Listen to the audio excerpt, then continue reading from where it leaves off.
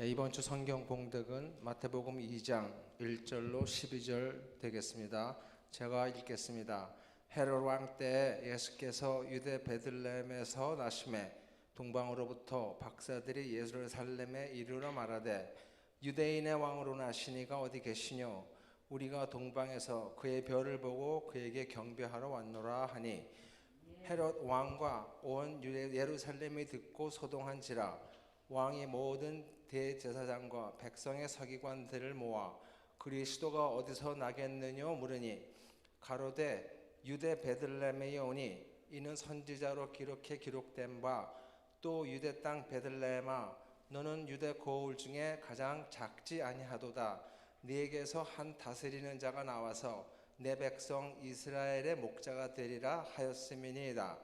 이에 헤롯이 가만히 박사들을 불러 별이 나타난 때를 자세히 묻고 베들레헴으로 보내며 이르되 가서 아기에 대하여 자세히 알아보고 찾거든 내게 고하여 나도 가서 그에게 경배하게 하라.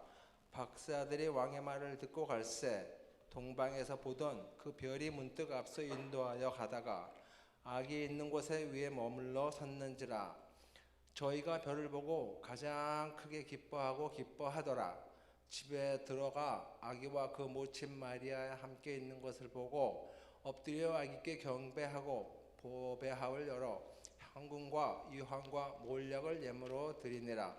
꿈에 헤롯에게로 돌아가지 말라 지시하심을 받아 다른 길로 고국에 돌아가니라. 아멘.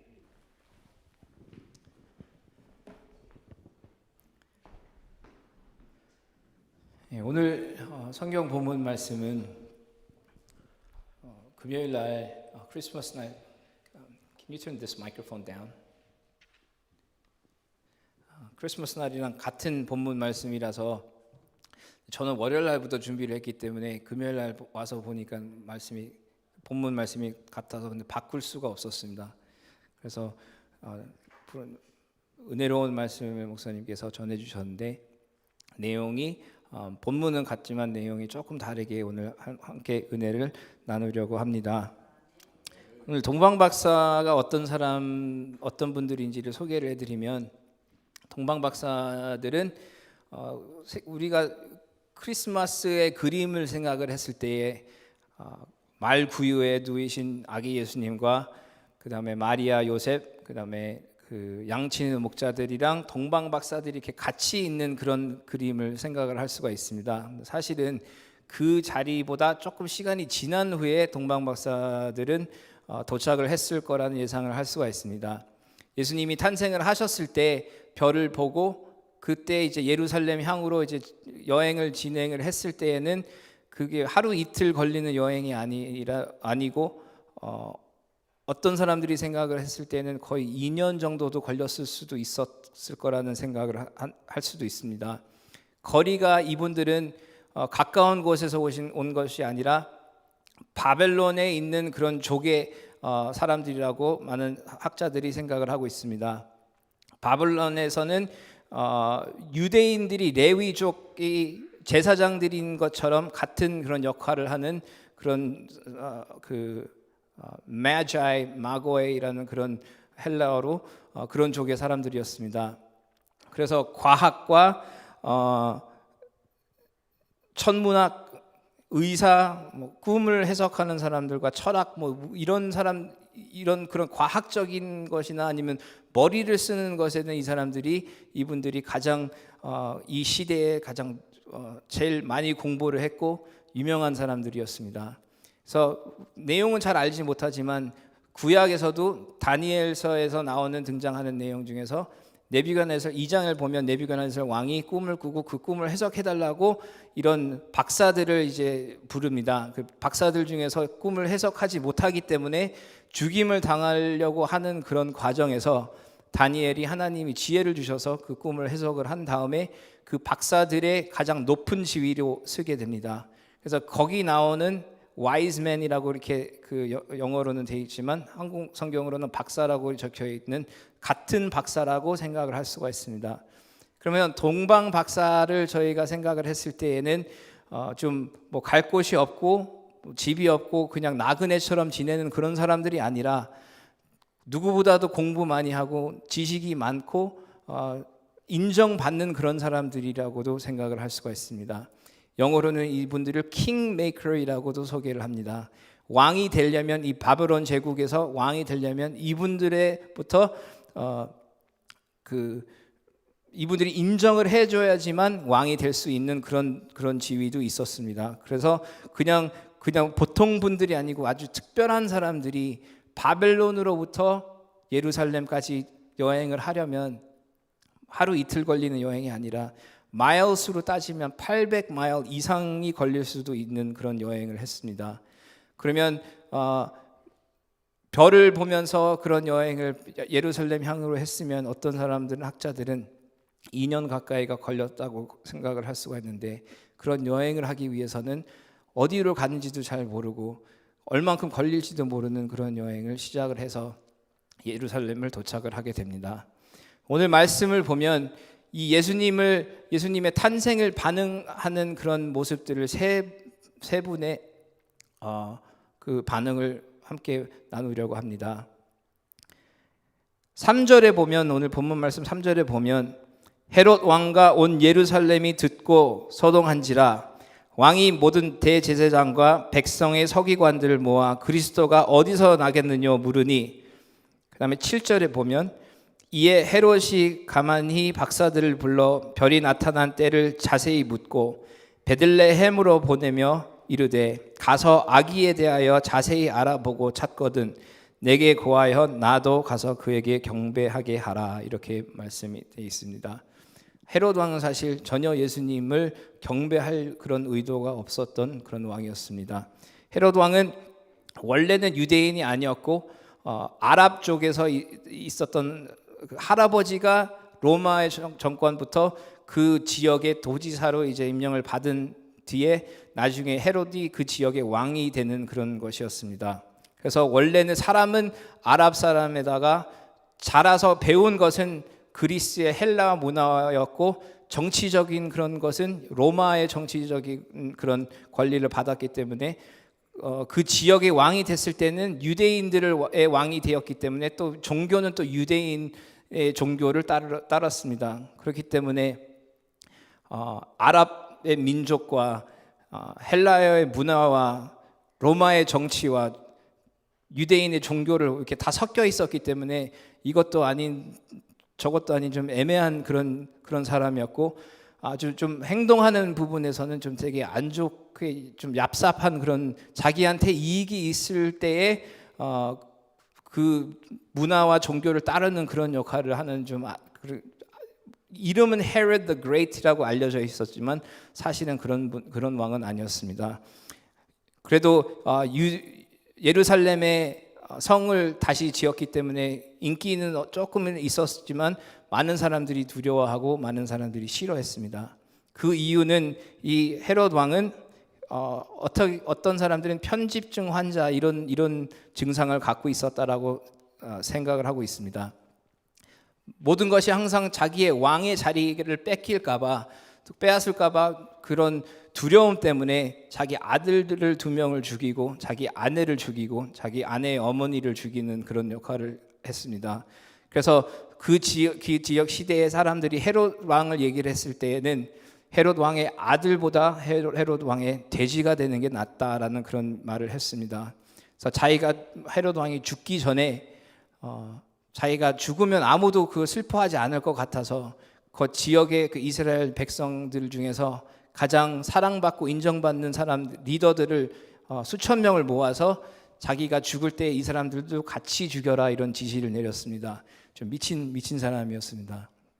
근데 그런 미친 그런 말도 안 되는 그런 행동을 했지만 헤롯 왕이 예수님을 가장 두려워했었던 이유를 생각을 해보면 예수님은 헤롯 왕에게 위협적인 존재였기 때문에 그런 행동을 했습니다. 자기가 왕인데 자기 그 왕의 자리가 뺏길까봐 그런 두려움 때문에 예수님은 그 자기 왕 자리를 다시 대신 쓸 그럴 두려움 때문에 예수님을 죽이려고 했습니다. 자기가 왕인데 내가 내 인생의 왕이면 내가 하고 싶은 것, 내가 가고 싶은데 하고 싶은 말, 모든 행동을 내 마음대로 하지만 왕의 자리를 예수님한테 다시 비킬 때에는 내가 그런 하고 싶은 행동들을 더 이상 할 수가 없기 때문에 그 자리를 양보를 해야 되기 때문에 예수님을 죽이고 싶어 했습니다. 그런 식으로 사람도 똑같이 우리 인생을 살 때에 내가 내 자신의 왕이 되고 내가 하고 싶은 것을 하고 하고 싶은 말을 하고 가고 싶은 데를 가고 놀고 싶을 때 놀고 이런 것은 내가 내 자신의 내 삶에 내가 왕이 되지만 예수님을 따를 때 예수님을 영접할 때에는 예수님이 내 인생의 왕이 될 때에는 내가 하고 싶은 것이 아니라 예수님이 인도하시는 길을 따라야 되기 때문에 그런 것을 내려놓지 못할 때에 우리도 헤롯 왕의 그런 반응을 보일 수가 있습니다. 내가 내 삶 속에서 내가 왕이 되어야 하고 예수님으로부터 그 자리를 양보하지 못하면 나도 헤롯 왕과 똑같은 예수님은 나에게 위협적인 존재라는 것을 깨달을 수가 있습니다. 우리 사회도 마찬가지입니다.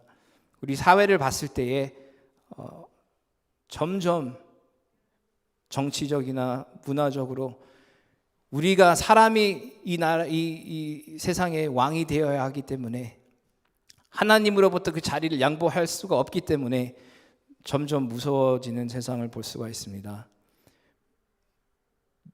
워싱턴은 그 대마초가 합법화됐지만 이번 선거에서 오레곤주에서는 대마초만이 아니라 모든 마약을 합법화시킨다는 그런 얘기가 있습니다. 모든 마약을 합법화한다는 것은 너무 상상만 해도 너무나도 무서운 그런 법이라고, 그런 세상이 변한다는 것을 볼 수가 있습니다. 코로나 때문에 교회들이 문 닫고 모든 것이 문 닫았지만 워싱턴 주에 봤을 때는 길 다니면 대마초의 그 샵 같은 것은 다 오픈해 있습니다.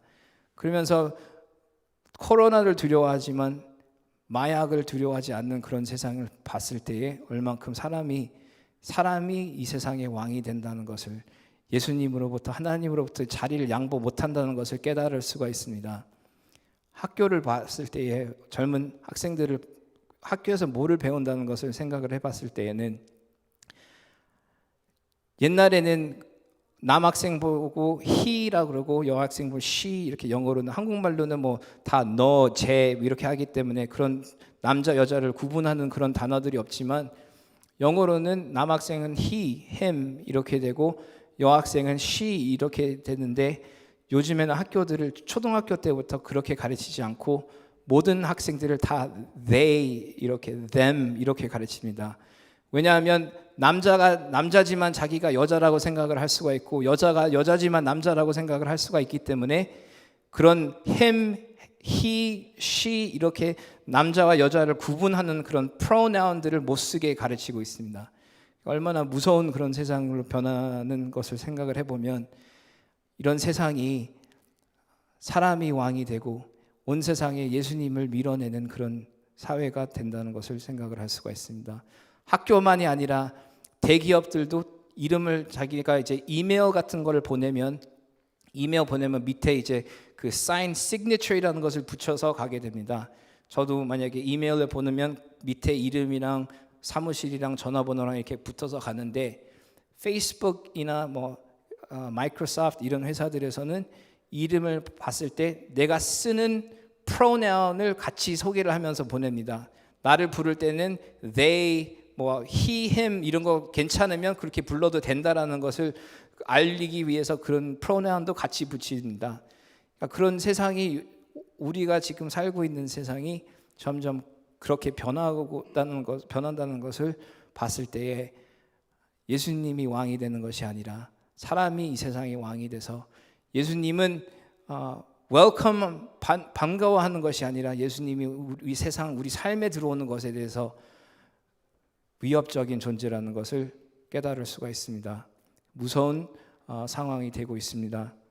그렇기 때문에 우리가 잘 아는 요한복음 3장 16절 내용은 잘 알지만 17절의 내용을 보면 하나님이 그 아들을 세상에 보내신 것은 세상을 심판하려 하심이 아니요 저로 말미암아 세상이 구원을 받게 하려 하심이라. 저를 믿는 자는 심판을 받지 아니하는 것이요 믿지 아니하는 자는 하나님의 독생자의 이름을 믿지 아니함으로 벌써 심판을 받은 것이니라. 그 정죄는 이것이니 곧 빛이 세상에 왔을 때 사람들이 자기 행위가 악함으로 빛보다 어두움을 더 사랑한 것이니라. 악을 행하는 자마다 빛을 미워하여 빛으로 오지 아니하나니 이는 그 행위가 드러날까 힘이요 진리를 좇는 자는 빛으로 오나니 이는 그 행위가 하나님 안에서 행한 것임을 나타내려 함이라 하시니라. 이렇게 되어 있습니다. 세상이 점점 어두움을 좋아하고 어두운 곳을 좋아하는, 빛을 외면하고 빛을 원치 않는, 오히려 예수님이 빛이 되신 예수님을 위협적인 존재라고 생각하는 그런 세상에 우리는 살고 있습니다. 그런 세상에서 교회가 빛이 되고 교회가 빛을 받아들여서 어두운 세상에 빛의 역할을 해야 된다는 것을 깨달을 수가 있습니다. 그리고 대사장들의 반응을 볼 수가 있습니다. 헤롯 왕이 대사장들을 불러서 이 동방 박사들이 이 메시아를 찾아왔는데 도대체 이 메시아가 어디 있느냐라는 그런 질문을 했을 때에 동방 박사는 바로 그 예언을 통하여 설명을 합니다. 예언을 통하여 베들레헴에 있을 거라는 것을 벌써 알고 있었기에 그 대답을 바로 합니다, 왕에게. 그러면 이런 대제사장들은 예수님이 탄생을 하신 것을 벌써 알고 있었는데, 아니면 그 말씀을 통하여 알고 있었지만 전혀 관심을 보이지 않았던 그런 반응을 볼 수가 있습니다. 왜 그러냐 하면 그런 반응을 보일 이유가 없다라고 생각을 한 것을 생각을 해보면 교만함과 무관심이 넘쳐났기 때문에 그런 것이었습니다. 교만함은 어떤 곳에서 나오냐면 내가 벌써 나는 알 만큼 알고 내가 할 만큼 했기 때문에 나는 그 이상 할 필요가 없다라는 것에 교만함을 볼 수가 있습니다.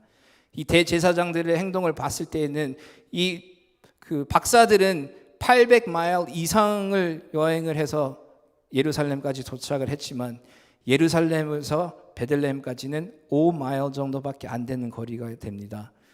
그러면 예루살렘에 있으면서 자기네들은 말씀을 공부하고 하나님의 예언 같은 것을 다 공부하고 자기네들은 누구보다도 기도 열심히 하는 그런 것처럼 보였지만 그 나머지 5마일을 여행을 할 그런 이유를 찾지 못하고 할 필요가 없다라고 생각을 했을 때 그런 교만함을 볼 수가 있습니다. 나는 벌써 내가 할 만큼 했고 기도할 만큼 하고 예배 드릴 만큼 예배를 드렸기 때문에 그 나머지 5마일 그 조그만 거리를 더 예수님 앞에 나갈 그런 이유를 찾지 못하는 그런 교만함을 봤을 때에 똑같이 우리도 그런 교만함을 있는지 생각을 해볼 수가 있습니다. 내 자신이 만약에 나는 벌써 할 만큼을 했기 때문에 더 이상 그 이상 할 필요가 없다라는 그런 생각을 했을 때에는 이런 대제사장의 자세를 볼 수가 있습니다. 나는 충분히 했다, 나는 이만큼 했으면 했기 때문에 더 이상 조금이라도 더 나가서 예배를 드려야 되는 그런 경배를 해야 되는 이유가 없다 생각을 했을 때는 이 대제사장의 모습을 볼 수가 있습니다. 코로나가 끝나서 코로나 때문에 교회들이 많은 문을 닫았지만 다시 문을 열을 때에 좀 두려운 부분들이 있습니다. 사람들이 코로나 때부터 영상으로 예배를 드리고 집에서 예배 드리는 게 익숙해지면 그러면 다시 교회들이 오픈을 했을 때 다시 교회로 갈지 안 갈지를 걱정을 할 수가 있습니다. 왜냐하면 예배 드리는 것이 그냥 집에서 드리는 거가 편하기 때문에 예배를 내 시간에 맞춰서 내가 일어날 때 내가 편할 때 예배를 드릴 수가 있기 때문에 굳이 예배당을 가서 예배를 드려야 되느냐라는 생각을 할 수가 있고 그냥 아침에 내가 할 일 다 한 다음에 내가 볼 일 보고 해야 되는 일 다 하고 나서 그때 예배를 드리면 되지 않느냐라고 생각을 할 수가 있습니다. 그러면 결국에는 예배 드리는 것이 진정한 하나님께 예배 드리는 것이 아니라 나한테 맞춰서 예배를 드리는 것을 볼 수가 있습니다. 내가 할 만큼을 했기 때문에 나는 벌써 내가 하는 역할들이 충분하다라고 생각을 했을 때 예배는 하나님을 경배하는 것이 아니라 하나님이 예배가 내 삶에 맞춰지는 것을 볼 수가 있습니다. 그러면 내가 편하고 내가 시간이 좋을 때 예배를 드리는 것은 하나님을 경배하는 것이 아니라 하나님을 경배하는 것을 내 스케줄에 맞추는 것을 봤을 때에는 이 대제사장들의 자세랑 똑같다라고 볼 수가 있습니다. 하나님 앞에 예배를 드리는 것은 5마일 그 나머지 5마일 가는 것 이상으로도 나아가서 경배하는 모습을 동방박사들은 보이지만 대제사장들은 기도하는 것과 행동하는 것이 자기네들은 그 이상으로 할 필요가 없다라고 생각을 했을 때에 그런 예수님의 탄생에 함께 참여를 하지 못하는 안타까운 것을 보이고 있습니다. 하지만 동방박사들을 봤을 때에는 그 먼 여행을 하고 나서 거리를 가고 나서 힘든 그런 여행을 하고 예수님 앞에 나타났을 때에는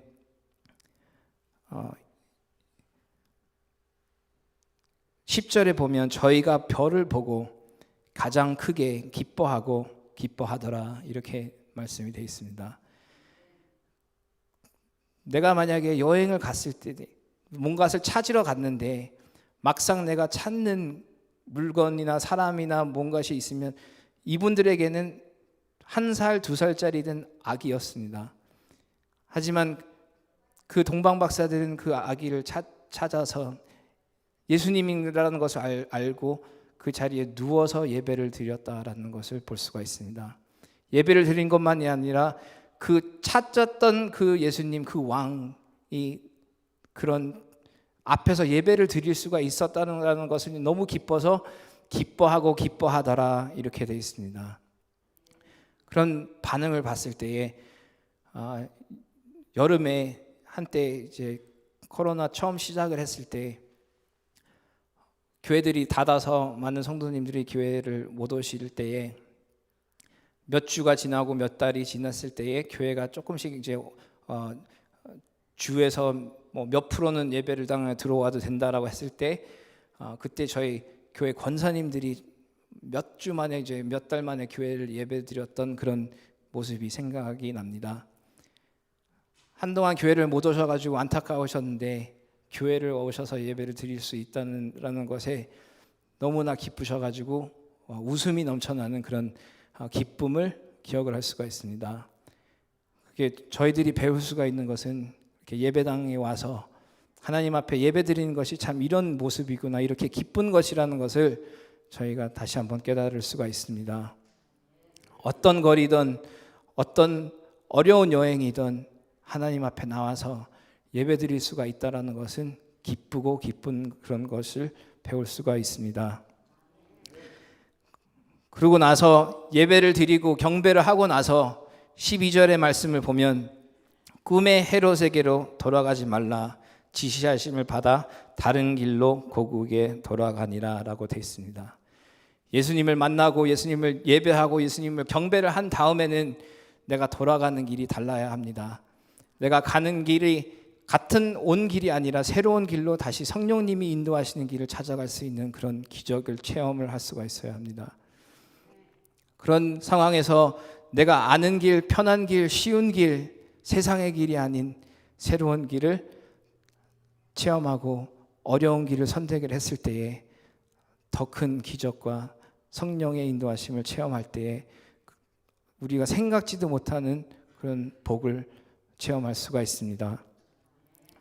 2021년 교회 표어가 에베네셀의 하나님이라고 어저께 목사님이 저에게 같이 이제 말씀을 나누어 주셨습니다.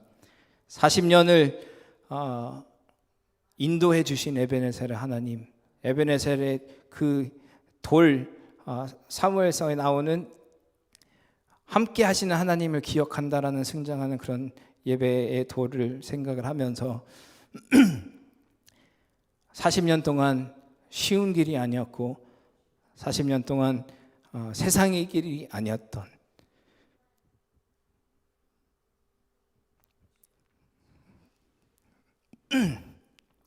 이렇게 얘기를 해주시면서 아버지께서 많은 눈물을 흘리셨습니다. 그래서 앞으로도 2021년이나 앞으로의 40년을 봤을 때에 똑같이 쉬운 길이 아닌, 세상의 길이 아닌, 아는 길이 아닌 하나님이 보여주시는 길을 우리가 와서 예배를 드리고 찬양했을 때에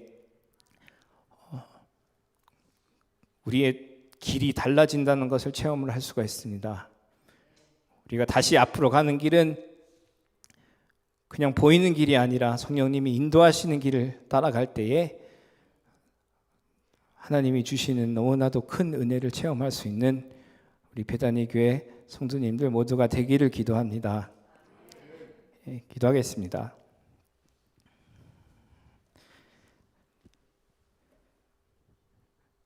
하나님 감사합니다. 우리의 삶에 우리가 사람이 왕이 되는 것이 아니라, 내 자신이 왕이 되는 것이 아니라 예수님이 오셔서 우리 삶의 왕이 되는 것을 영접을 하고 환영하는 저희 모두가 되기를 기도합니다. 내가 하는 일에 만족하고 교만한 그런 것이 아니라 더 나아가서 예수님 앞으로 나가서 예배를 드리는 저희 모두가 되고, 그런 예배를 드릴 때에 기쁨과 기쁨이 넘쳐나는 그런 기쁨을 체험할 수 있는 저희 모두가 되기를 기도합니다. 아멘. 예배를 하고 예수님 앞에 나와서 다시 돌아설 때에는 성령님이 인도해 주시는 새로운 길을 체험하고, 다른 길, 세상의 길이 아닌 하나님의 인도해 주시는 길을 우리 모두가 걸어가기를 기도합니다. 아멘. 에스베네셀의 하나님을 기억하고 앞으로의 큰 또 다른 기적과 또 다른 인도하심을 함께 돌이켜보며 앞으로 기대하면서 감사하는 우리 모두가 되기를 기도합니다. 아멘. 예수님 이름으로 기도했습니다. 아멘.